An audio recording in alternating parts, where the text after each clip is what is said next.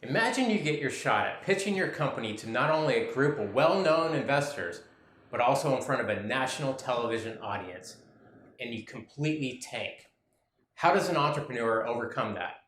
Hello everybody, my name is Kevin Ferguson, president of KF Brand Studios, where we make videos that help companies articulate why they do business. Welcome to our YouTube channel. In this episode, Aaron McDaniel, who teaches entrepreneurship at UC Berkeley, will share his challenging experience of pitching his company on ABC's Shark Tank, and will discuss how he turned what seemed to be an embarrassing failure into a success several months later. Stay tuned.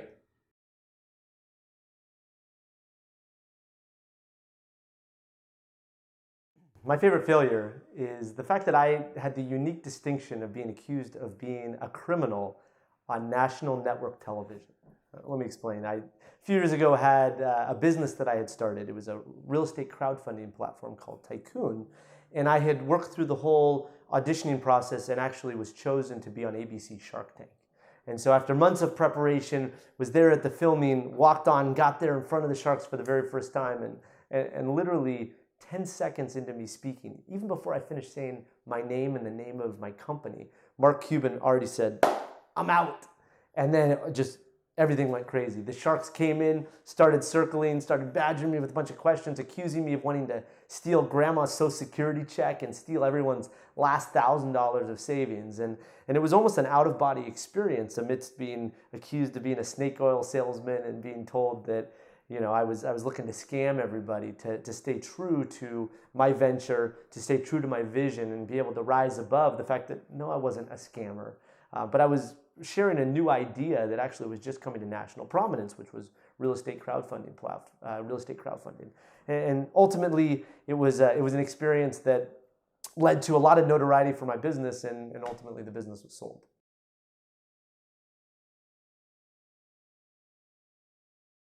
In the midst of all of this happening, and as I was describing, things went south pretty quick.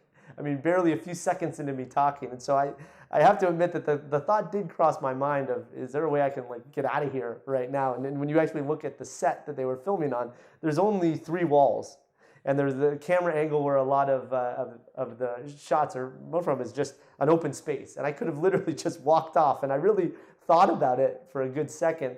And then I thought to myself, well, I don't want to be some segment on Entertainment Tonight talking about the first Shark Tank candidate or something to walk off the set. So I decided to just take it, to transition to being more professional, to make it potentially boring TV that they would never really want to air. But ultimately the Sharks had the trump card, and they decided to have a bunch of really good one-liners, like Kevin O'Leary talked about how he smelled jail time or something like that. And so ultimately that ended up playing out pretty well for the publicity for the show. And leading up to the episode airing, they actually had my face on social media, but behind bars.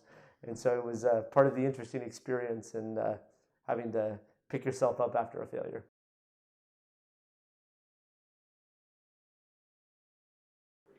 Sure. So despite all the negative showmanship that was happening while the show was being filmed, I did still receive some positive feedback in the Shark Tank. And so Kevin O'Leary, Mr. Wonderful, actually did give me an offer.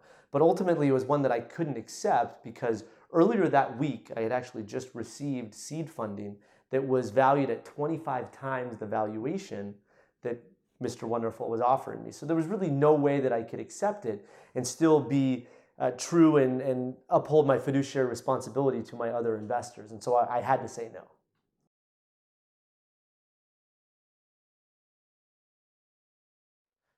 Sure. After the filming of Shark Tank, it was really my nose back to the grindstone and focusing on the mission that we had at hand in building the company. And the way it works is you don't really know whether you're actually going to be on the air or not until shortly before the show would actually air. And so we didn't really have enough time to take a step back and think, oh, how is this going to show? We had to just keep building our business. We had just got that investment. We were building out a base of customers. We were bringing some product to market. We were bringing some deals. And so there wasn't a lot of time to really think through things. It was pick yourself up, dust yourself off, and keep going, which is really what you should do after coming across any failure. You know, take that obstacle, keep going, persevere, show that resilience. And so ultimately then what happened was we were informed a few months later that we were going to be on the air. The show was on the air. It was an incredible experience when the actual show aired itself. because we had some tools that were showing how many people were on the website at any given time. And as the waves happened, right, the show was first shown on the East Coast, then in other time zones all the way to the West Coast. And we saw from just a few dozen people being on the website to literally hundreds and then thousands of people being on the website. And actually the site ended up crashing because of all the traffic we had. But ultimately we got thousands of new users for our platform and a lot of publicity for it. And then ultimately later that year, there were some companies that came knocking to actually acquire us. And so a consortium that included Patch of Land of other real estate crowdfunding platforms actually purchased Tycoon.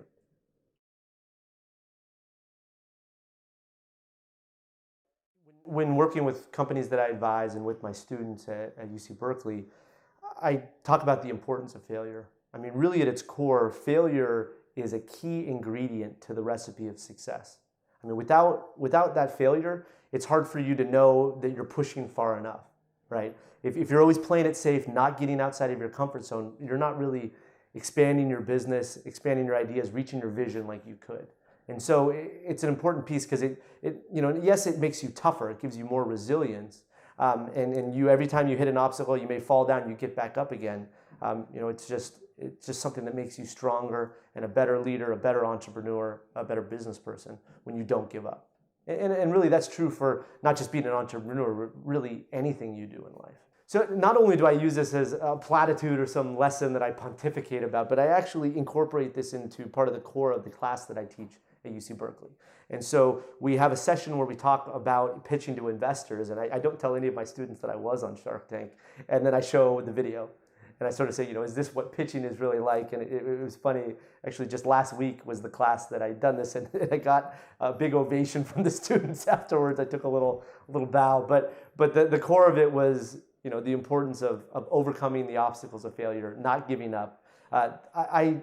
In terms of a definition of entrepreneurship that I give to my students and others I interact with, I refer to it as moments of euphoria amidst consistently being punched in the gut. And so those punches in the guts are often manifest themselves through failures, and you can't give up. You have to keep going. And that's just going to make you stronger and better and ultimately lead you closer to success.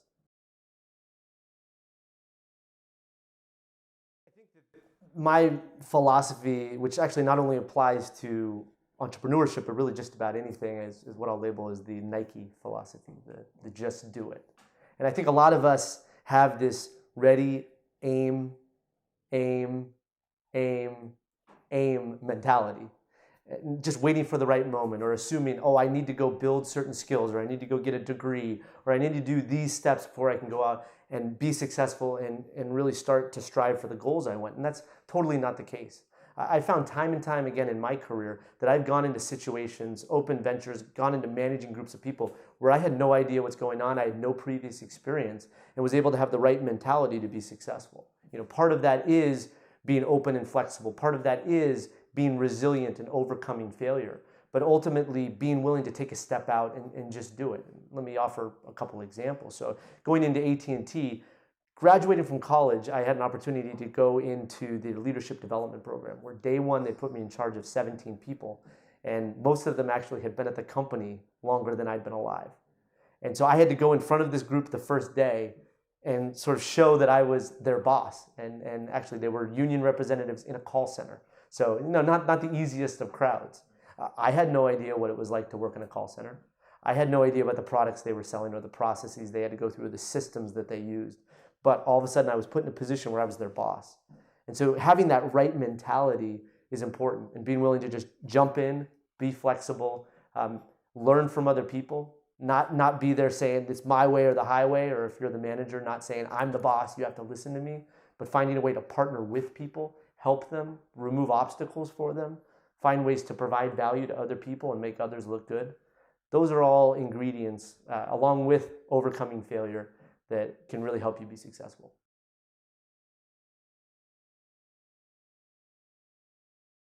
Yeah, that's a great question. When it comes to mentorship, I have a little bit of a different approach than a lot of people do. While I do see the benefit of having that one main mentor who can answer any question for you and sort of is at the peak of the industry that you want to be at, and I have those relationships as well, I'm a big proponent of two things. One, what I call peer mentoring.